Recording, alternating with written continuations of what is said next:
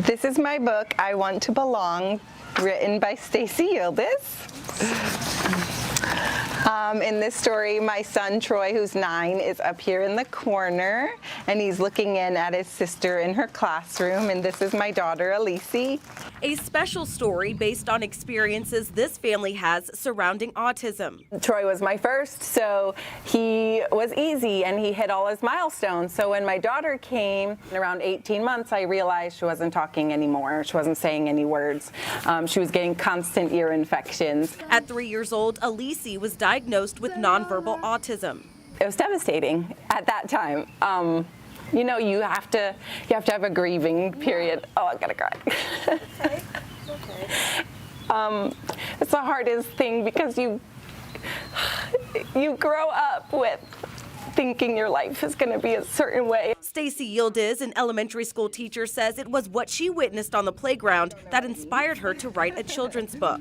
A lot of times kids will see her, they'll want to talk to her, but then when they realize that she can't talk, they kind of just ignore her. Unless my son is there and he says, she can't talk, but she still wants to play, then they'll let her be included.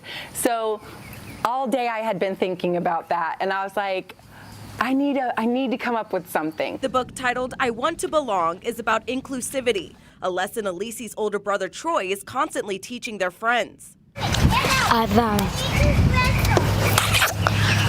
He tells them everything. You know, just because she doesn't talk doesn't mean she's not smart. He's just the best big brother.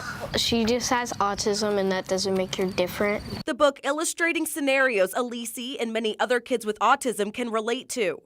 Everybody wants to go to birthday parties and be included, and the first birthday party invite we got, I probably cried for like an hour straight because it was exciting that someone wanted to include her. Another familiar face is part of the story. And of course, our favorite behavior analyst had to make it in our book.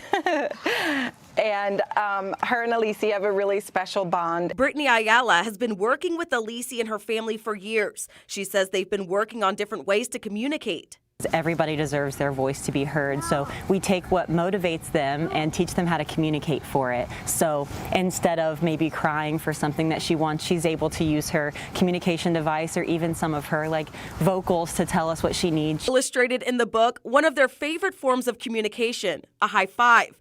Ayala says it's the breakthroughs and progress that make her job well worth it. It's very rewarding.